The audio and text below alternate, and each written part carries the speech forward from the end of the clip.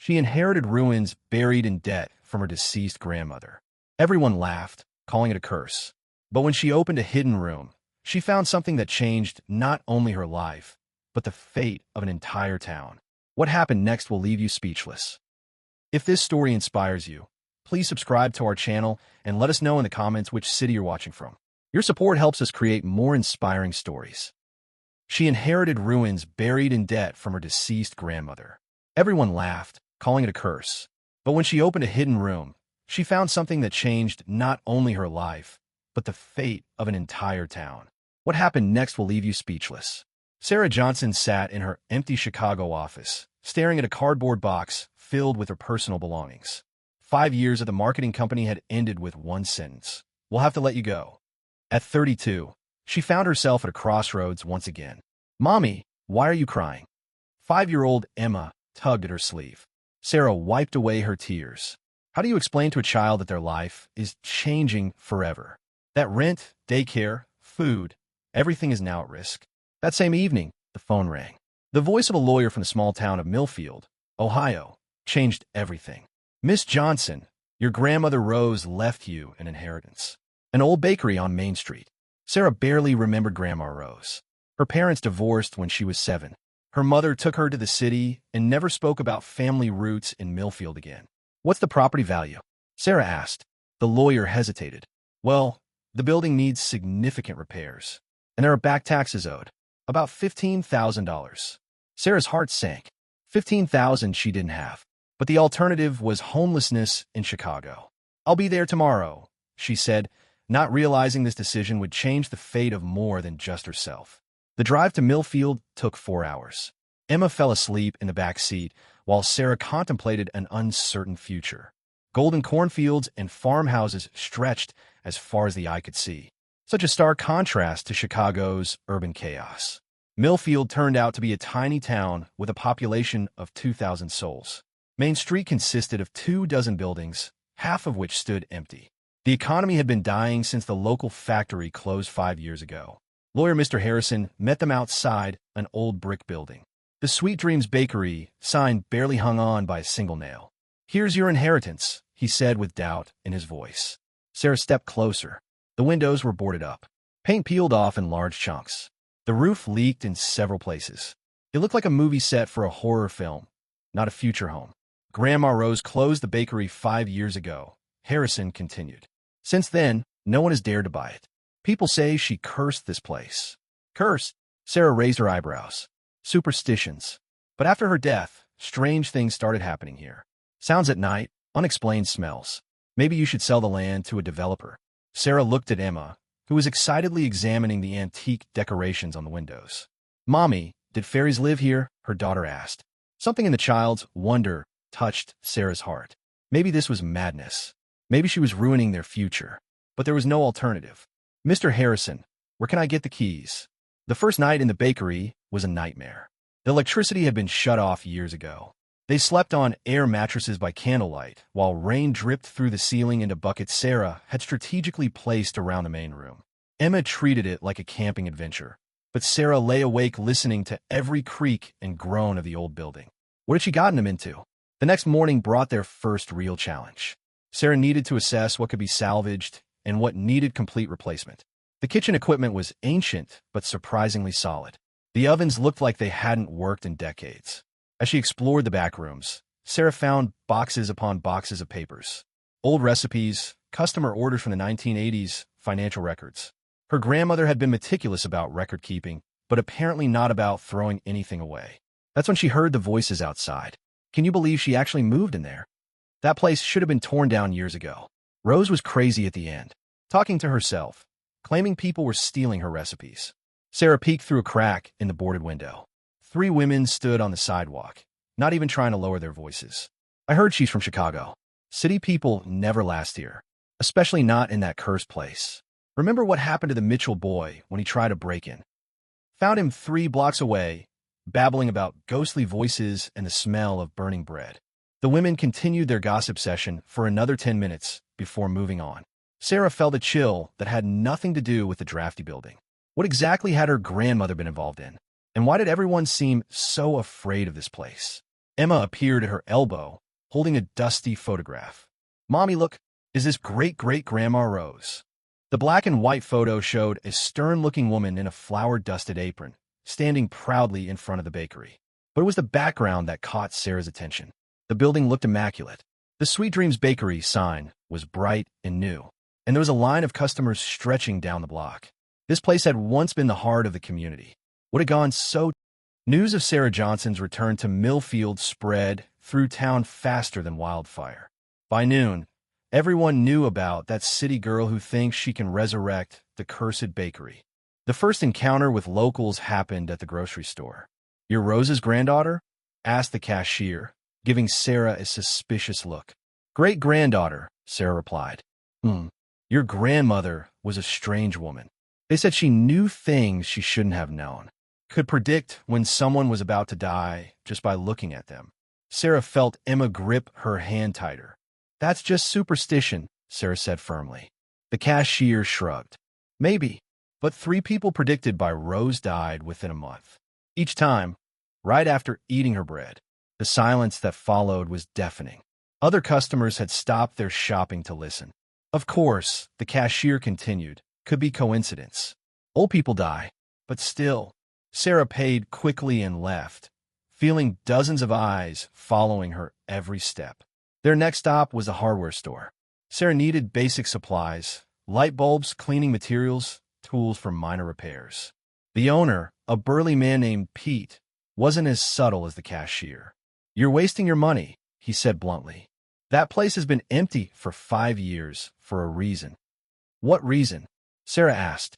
Pete leaned across the counter. "Your grandmother went crazy at the end.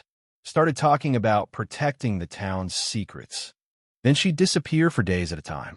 When she came back, she'd be covered in flour and muttering about hidden treasures." "Hidden treasures?" That's what she claimed. So the bakery was built on something valuable, something worth killing for. Pete straightened up. "Look, lady, I'm not trying to scare you, but this town has enough problems without you stirring up Rose's old ghosts." As they walked back to the bakery, Sarah noticed something troubling. Every conversation stopped when they approached. People crossed to the other side of the street. Children stared with wide, frightened eyes. But it was the couple standing in front of the competing bakery that caught her real attention. Golden Crust Bakery sat directly across the street from Sweet Dreams. It was modern, clean, and busy. A steady stream of customers flowed in and out. The couple watching her appeared to be the owners. The man was tall and thin with calculating eyes. The woman beside him was blonde, well-dressed, and wore an expression of barely concealed hostility. They made no attempt to hide their surveillance. "Mommy, why is that lady staring at us?" Emma whispered. Before Sarah could answer, the couple approached. "You must be the new owner," the man said with a smile that didn't reach his eyes. "I'm Tom Blackwell, and this is my wife, Lori. We own Golden Crust." "Sarah Johnson." She shook his offered hand cautiously. "We heard about your inheritance," Lori said, the word dripping with disdain. "Such a shame about Rose. She was quite the character toward the end." "What do you mean?" Tom and Lori exchanged glances. "Well," Tom continued, "she became quite paranoid.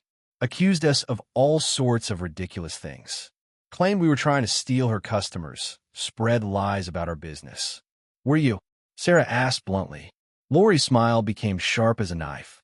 "Of course not. We simply provided what the community needed, fresh, safe-baked goods. Unlike Rose, who was becoming unreliable." "Unreliable how?" "Burnt bread, wrong orders. Sometimes she closed for days without explanation," Tom listed. "Toward the end, health inspectors were getting complaints." "What kind of complaints?" "People getting sick," Lori said with false concern. "Food poisoning, strange reactions. Very sad, really." Sarah felt a chill. "And now?" "Now the town is better off," Tom said firmly. "We serve the entire community. There's really no need for another bakery, especially one with such a troubled history." The threat was subtle but unmistakable. "We'd be happy to make an offer for your property," Lori added. "Save you the trouble of trying to resurrect something that died for good reasons." "How much?" Sarah asked, curious about their desperation. 5,000, Tom said immediately. Sarah nearly laughed. The land alone was worth more than that. Thank you, but no. I plan to restore sweet dreams. The couple's friendly facade cracked slightly. That would be unwise, Lori said coldly. This town doesn't need the kind of trouble that place brings. What kind of trouble? But the Blackwells were already walking away, their whispered conversation intense and urgent. That night, as Sarah tried to make the bakery habitable, she couldn't shake the feeling that she'd just made powerful enemies. But why were they so afraid of an old, broken-down bakery? The answer, she would soon discover, lay hidden in walls that held secrets worth killing for. Sarah spent the next morning trying to clean the main kitchen area. Decades of dust and neglect had turned everything gray, but underneath, she could see the bones of something special. The brick ovens were massive, clearly built for serious production. The counters were solid maple, scarred but salvageable, and the morning light streaming through the dirty windows revealed beautiful tile work that had been hidden under years of grime. Emma played nearby with an old wooden spoon she'd found, pretending to bake invisible cakes. "Mommy, why is this wall different?" she asked suddenly. Sarah looked up from scrubbing. Emma was running her small hands along the back wall behind the largest oven. "What do you mean, honey? It sounds hollow. Listen." Emma knocked on the wall with her wooden spoon. Instead of the solid thunk of brick, there was a hollow echo. Sarah frowned and approached the wall. She knocked in several places. Most of the wall sounded solid, but a section about 3 feet wide definitely sounded different. Looking more closely, she noticed something odd. The mortar around one section of bricks looked newer, different from the rest. "That's strange," she muttered. She found a screwdriver in her bag of supplies and began probing the mortar. It crumbled away easily, too easily for century-old construction. Within an hour, she had loosened several bricks. Behind them was a gap, not just empty space, but a deliberately created hollow. "Emma, can you give me that flashlight from my purse?" Sarah shined the light into the opening. What she saw made her heart race. It wasn't just a hollow space. It was a hidden room. The opening was just large enough to crawl through. Sarah hesitated. What if the structure was unstable? What if there were rats or worse? But curiosity won over caution. "Stay right here, Emma. Don't move." Sarah squeezed through the opening and found herself in a space about 6 feet by 8 feet. The flashlight beam revealed something incredible. The walls were lined with shelves, and every shelf was packed with books, papers, and small wooden boxes. Everything was covered with a thick layer of dust, but appeared to be in remarkable condition. She reached for the nearest book. It was handwritten in faded ink, recipes, but unlike any she'd ever seen. Rose's Healing Honey Bread, for those whose spirits need mending. Courage Cakes. One bite gives strength to face any fear. Memory Muffins helps the elderly remember their youth. At first, Sarah thought these were just whimsical names. But as she read further, the recipes became more detailed, more specific. Ingredients were listed with precise measurements and unusual instructions. Mix only during a full moon. Bake while thinking of the person who needs healing. Add honey while saying their name 3 times. This wasn't just cooking, it was something else entirely. She grabbed another book, this one even older. The handwriting was different, more elaborate. The Bakery Chronicles by Rose Mitchell, 1923 to 1985. Sarah's breath caught. This was a journal, and it told an incredible story. Her great-great-grandmother Rose had been much more than a baker. According to these entries, she had been the town healer, using special recipes passed down through generations of women in her family. "The people of Millfield depend on us," read one entry from 1956. "When Martha Campbell's baby was born weak, my strengthening bread saved his life.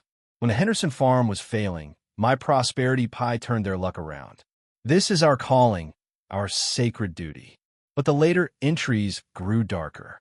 "Someone is watching me," read an entry from 1980. "I see them across the street, always watching, always waiting.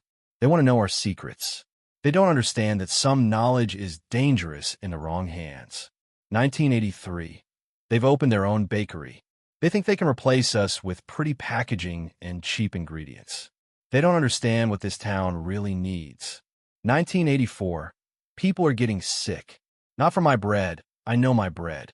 Someone is poisoning them and blaming me. They want to drive me out. The final entry, dated just weeks before Rose's death, was barely legible. I've hidden everything they could want. The recipes, the money, the proof of what they've done. If something happens to me, maybe someday someone in the family will return and set things right. The town needs protecting, even if they don't realize it. Sarah's hands were shaking as she set down the journal. She reached for one of the wooden boxes. Inside was cash. Lots of cash. Hundreds of $20 and $50 bills neatly bundled. The second box contained more money. The third contained documents, bank statements, property deeds, and something that made Sarah's blood run cold. Medical reports showing that several Millfield residents had been poisoned with arsenic over a 5-year period in the 1980s. And a private investigator's report detailing how the Blackwells had been systematically sabotaging Rose's business and reputation. But the most shocking discovery was in the final box. A letter addressed to my heir in Rose's handwriting. If you're reading this, then you've found what I've hidden. The Blackwells killed me, though they'll make it look natural. They've been poisoning people and blaming my bread for years. They want to destroy our family's legacy and claim this town for themselves. The money in these boxes is enough to restore the bakery and fight back. The recipes are your inheritance. Use them wisely. Our family has been protecting this town for generations. That responsibility now falls to you. Trust no one until you know who your real allies are. The truth about this town runs deeper than you can imagine. But remember, the people of Millfield need what only we can give them. Be brave, be smart, and whatever you do, don't let them win. Sarah sat back on her heels, overwhelmed. She had come to Millfield expecting to fix up an old bakery and start a simple life. Instead, she had inherited a war. Outside, she could hear Emma talking to someone. My mommy is exploring a secret room. Is she now? Came an unfamiliar voice. Sarah's blood turned to ice. She crawled quickly back through the opening, stuffing the letter and one bundle of cash in her jacket. In the main bakery, she found Emma talking to a man she didn't recognize. He was middle-aged, wearing a suit that looked expensive but out of place in small-town Ohio. "You must be Sarah," he said with a smile that made her skin crawl. "I'm Detective Morrison, Millfield Police. I heard you'd moved into the old place. Is there a problem, Detective?" "Not yet, but I wanted to welcome you to town and give you some friendly advice." His smile never wavered, but his eyes were cold. "This building has a history of incidents. Break-ins, vandalism, strange accidents. We'd hate for anything to happen to you or your daughter." The threat was crystal clear. "Thank you for your concern," Sarah said carefully. "I'll be sure to keep the doors locked." Smart woman. "And Sarah, if you find anything unusual in this old place, papers, valuables, anything that doesn't belong to you, I'd appreciate a call. Sometimes previous owners leave things behind that cause complications." After he left, Sarah realized the game had changed completely. This wasn't just about competing bakeries. This was about secrets worth killing for. The next morning, Sarah made a decision that would change everything. She was going to bake. Using one of Rose's simpler recipes, hope bread for new beginnings, she managed to get one of the old ovens working. The ingredients were basic: flour, yeast, honey, and a few herbs that she found growing wild behind the bakery. But as she mixed the dough, something extraordinary happened. For the first time since arriving in Millfield, she felt peaceful. Her hands seemed to know exactly what to do, as if the knowledge was somehow in her blood. Emma helped by adding ingredients when Sarah asked, and for 2 hours they worked together in comfortable silence. When the bread came out of the oven, it was perfect. Golden brown, with a crust that crackled when it cooled and an aroma that filled the entire building. "Mommy, it smells like magic," Emma said, and Sarah had to agree. They cut into the warm loaf and tasted it together. Sarah had baked before, but this was different. The bread seemed to radiate warmth and comfort. She felt her anxiety fade, replaced by determination and clarity. "We need to share this," she told Emma. They walked to the house next door, where Sarah had noticed an elderly woman tending a small garden. "Hello," Sarah called out. I'm your new neighbor, Sarah Johnson. The woman looked up suspiciously. She was probably in her 70s, with silver hair and sharp blue eyes. I know who you are, she said curtly. Rose's great-granddaughter. I just baked some bread using one of her recipes.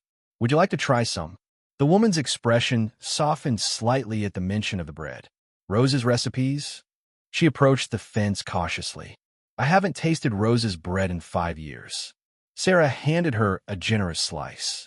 The woman took a small bite, then her eyes widened. Dear Lord, she whispered. This is exactly like Rose used to make. She took another bite, then another. How did you? I found some of her recipes. I'm hoping to reopen the bakery. The woman, who introduced herself as Helen Carter, studied Sarah with new respect. Child, if you can truly make Rose's bread, this town needs you more than you know.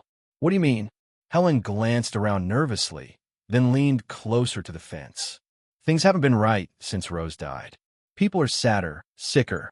The golden crust bread tastes like cardboard and makes people feel worse, not better. But Tom and Lori Blackwell have convinced everyone that Rose was dangerous. Was she dangerous? Helen laughed bitterly. Rose Mitchell saved my life 3 times. Once with her healing bread when I had pneumonia, once with her strength cookies when my husband died and I wanted to give up, and once with her protection pastries when someone was breaking into houses on this street. Protection pastries? Don't ask me how, but after eating Rose's special buns, the break-in stopped. The burglar was caught 2 towns over, claiming he couldn't remember why he'd stopped coming to Millfield. Helen took another bite of the bread, closing her eyes in appreciation. You have the gift, child, just like Rose. But be careful. There are people in this town who will do anything to stop you. That afternoon, word about Sarah's bread spread through Millfield's small community. By evening, a dozen people had stopped by the bakery, curious but cautious. Mrs. Patterson, whose arthritis had been acting up, tried a slice of what Sarah had labeled comfort bread. Within minutes, she was moving her hands freely for the first time in weeks. Young Bobby Martinez, who'd been struggling with nightmares since his father's deployment overseas, nibbled on Sweet Dreams cookies. That night, his mother later told Sarah, he slept peacefully for the first time in months. Each small success built Sarah's confidence and the community's interest, but it also attracted unwanted attention. On the 3rd day of baking, Sarah arrived at the bakery to find the front window smashed and Get Out spray painted across the door. Detective Morrison showed up within an hour. Terrible shame, he said, not sounding sorry at all. Vandalism is a real problem in this neighborhood. Of course, if you were to reconsider staying here. I'm not going anywhere, Sarah said firmly. Your choice. But I can't guarantee your safety if you insist on stirring up old troubles. That evening, as Sarah cleaned up the glass and tried to board up the window, Tom Blackwell appeared. Sarah, I heard about the vandalism. Terrible business. She looked up from her work. Did you now? Lori and I have been talking. We're prepared to increase our offer for this property. $10,000 cash, and we'll pay for your moving expenses back to Chicago. Not interested. Tom's friendly expression hardened. Sarah, you don't understand what you're dealing with. This town has a delicate balance. Rose upset that balance, and look what happened to her. What exactly happened to her? Heart attack. Very sudden. The stress of fighting losing battles, I suppose. Sarah stood up, dust and glass falling from her clothes. Are you threatening me, Tom? I'm offering you a way out before things get complicated. That night, Sarah couldn't sleep. She kept thinking about Rose's letter, about the medical reports hidden in the wall, about Detective Morrison's cold eyes and Tom Blackwell's barely concealed threats. Around midnight, she heard something that made her blood freeze. Footsteps outside the bakery. She crept to the boarded window and peered through a crack. 3 figures stood in the street, looking up at the building. One of them was pointing at the upper windows where Sarah and Emma were sleeping. Sarah grabbed her phone to call 911, but the line was dead. The figures began moving toward the front door. Sarah's heart pounded as she realized the truth. They weren't here to vandalize. They were here to finish what they'd started with Rose. But what they didn't know was that Sarah had found more than just recipes and money in that hidden room. She had found Rose's final gift, a detailed plan for fighting back. And tomorrow, the real war would begin. Sarah spent the sleepless night preparing.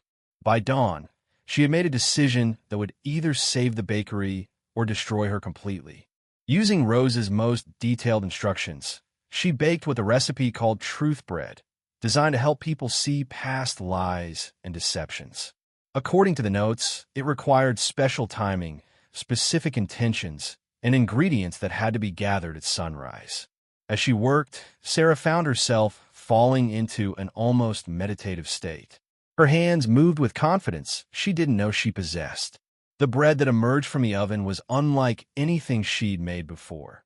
Dark, dense, with an aroma that seemed to carry whispers of secrets. Her first test came at 8 a.m. sharp. Detective Morrison arrived with an eviction notice. "I'm afraid there have been complaints about health violations," he said, not meeting her eyes. "The city has no choice but to shut you down pending inspection." Sarah handed him a warm slice of truth bread.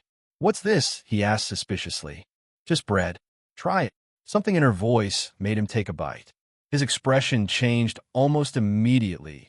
Confusion, then clarity, then what looked like horror. "What did you put in this?" he demanded. "Flour, water, yeast. Nothing you haven't eaten before." But Detective Morrison was staring at the eviction notice in his hands, as if seeing it for the first time. "This isn't. I didn't." He looked up at Sarah with wide eyes. "They told me you were dangerous. They said you were using drugs in your baking, that people were getting sick." "Who told you that?" Morrison's face went pale. "The Blackwells. They've been paying me. 4 or 5 years, ever since Rose died. Small favors, looking the other way, keeping quiet about things I should have reported." The confession poured out of him like water from a broken dam. "They killed her, didn't they?" Sarah asked quietly. Morrison nodded miserably. "Not directly, but they made sure she couldn't get her heart medication. Bribed the pharmacy, delayed deliveries. When she had the heart attack, they made sure the ambulance took its time. And you knew." "I suspected. But they paid well, and Rose was just one old woman who everyone thought was crazy anyway." He looked at the bread in his hands. "What did you do to me? Why can I suddenly see what I've done? I didn't do anything. The bread just helps people remember who they really are underneath all the lies they've been telling themselves." Morrison stood up abruptly. "I have to go. I have to think." But before he could leave, the front door burst open. Tom and Lori Blackwell stormed in, followed by 3 men Sarah didn't recognize. "Morrison, what's taking so long?" Tom demanded. Then he saw Sarah. "Why isn't she gone yet?" "There's been a change of plans," Morrison said quietly. Lori's eyes narrowed. "What kind of change?" But Tom was staring at the loaves of bread cooling on the counter. "You've been baking," he said, and there was genuine fear in his voice. "Morrison, we need her out of here now." "I don't think so," Morrison replied. The tension in the room became explosive. "Detective," Tom said carefully, "remember our agreement. Remember what we discussed about your gambling debts." Morrison's face flushed with shame, but he stood his ground. "I remember a lot of things, Tom, including that suspicious fire at the Martinez farm last year, and Mrs. Chen's sudden illness after she complained about your bread, making her sick." Sarah felt her heart racing. This was escalating beyond anything she'd planned. Lori stepped forward, her face twisted with rage. "You stupid girl. Do you have any idea what you've stumbled into? This town belongs to us. We've spent years getting rid of people like Rose, people who think they can challenge our authority." "What authority?" Sarah demanded. "Economic authority. Political authority. We control the mayor, the city council, half the business owners. Rose threatened all of that with her, whatever she was doing." Tom was more direct. "She was making people think they could change things, that they didn't need to accept their circumstances. That's dangerous thinking in a town like this. So you killed her." "We eliminated a problem," Lori said coldly. The 3 men with them moved forward threateningly, but Morrison stepped between them and Sarah. "That's enough," he said. Tom laughed bitterly. "Morrison, you're making a huge mistake. Walk away now, and we'll forget this conversation happened." "I don't think so." What happened next changed everything. One of Tom's men reached into his jacket, clearly going for a weapon. Morrison reacted instinctively, tackling the man and sending them both crashing into a display case. In the chaos that followed, Emma appeared at the top of the stairs. "Mommy!" Lori Blackwell's eyes lit up with malicious inspiration. "Grab the kid," she ordered one of her men. But before anyone could move, something extraordinary happened.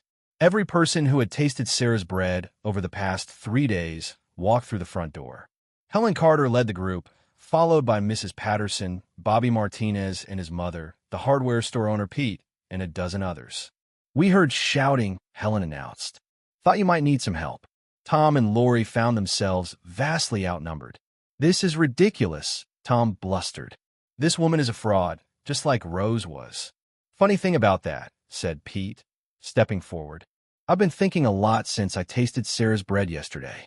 Thinking about some financial records I never should have seen, about some payments that never made sense." "What payments?" Morrison asked.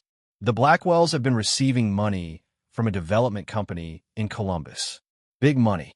Apparently, they've been buying up property in Millfield for years, waiting for the right time to sell the whole town to developers." Sarah felt pieces clicking into place. "That's why you needed Rose gone. She owned property you couldn't buy. And that's why you need me gone, too." Lori's composure finally cracked. "This town is dying anyway. We're offering people a way out, a chance to make real money instead of clinging to some ridiculous fantasy about magic bread." "Magic bread?" Helen Carter laughed. "Child, there's nothing magic about caring for your neighbors. Rose understood that. Sarah understands that. You never did." The confrontation might have continued, but sirens began wailing in the distance. Morrison looked surprised. "I didn't call for backup." "I did," said a voice from the doorway. Everyone turned to see a woman in a business suit, flanked by 2 state police officers. "I'm Agent Rebecca Torres, Ohio Bureau of Criminal Investigation. We've been investigating corruption in Millfield for 6 months." She looked directly at Tom and Lori. "Thomas and Lori Blackwell, you're under arrest for conspiracy, bribery, and accessory to murder." As the handcuffs clicked into place, Tom Blackwell glared at Sarah with pure hatred. "You think you've won? This town will never accept you. You're just like Rose, an outsider trying to change things that don't need changing." But as Sarah looked around at the faces of her neighbors, people who had tasted her bread and remembered what community could feel like, she knew he was wrong. The real battle for Millfield's soul had just begun. And for the first time since arriving, Sarah was confident about which side would win. The weeks following the Blackwells' arrest transformed Millfield in ways no one had expected. The state investigation revealed the full scope of their corruption: bribery, property manipulation, and a systematic campaign to destroy anyone who threatened their control over the town. But the most shocking discovery came when investigators searched the Golden Crust Bakery. In a hidden basement room, they found evidence of the Blackwells' most heinous crimes: industrial chemicals that had been mixed into flour, creating the food poisoning incidents that had been blamed on Rose. Detailed records of which residents have been targeted and when. And most damning of all, a recorded conversation discussing the Rose problem and how to handle it permanently. Detective Morrison, granted immunity in exchange for his full cooperation, provided the final pieces of the puzzle. "They planned it for months," he testified. "Rose's medication was delayed just long enough. When she had the heart attack, I was ordered to tell the ambulance to take the scenic route. By the time they arrived, it was too late." The revelation sent shockwaves through Millfield. People who had believed the lies about Rose being dangerous now understood they had been manipulated for years. But for Sarah, vindication was less important than rebuilding. With the money Rose had hidden and a community loan organized by Helen Carter, Sarah began the real restoration of Sweet Dreams Bakery. The work was extensive but rewarding. Modern equipment was installed alongside the restored antique ovens. The boarding came off the windows, letting natural light flood the space for the first time in years. Emma turned out to have inherited the family gift as well. At 5 years old, she could predict exactly when bread was ready to come out of the oven and instinctively knew which recipes would help which customers. "This lady needs the Sadaway cookies," she would announce when Mrs. Henderson came in struggling with grief over her late husband. "That man needs strong back bread," she'd whisper when Pete arrived complaining about his aching spine from lifting heavy supplies. And she was always right. The reopening of Sweet Dreams Bakery was scheduled for a Saturday morning in late autumn. Sarah had been baking since 4 a.m., filling the display cases with breads, cookies, and pastries made from Rose's recipes. But she had also created something new, a special blend she called Community Bread, designed to bring people together and strengthen the bond between neighbors.